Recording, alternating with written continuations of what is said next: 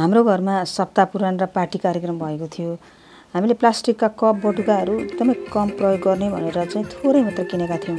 तसर्थ ट्रेन्डवालालाई स्टिलका ग्लास पर्याप्त मात्रामा व्यवस्था गर्न भनेका थियौँ। अन्ततः हाम्रो प्लानले फेल खायो।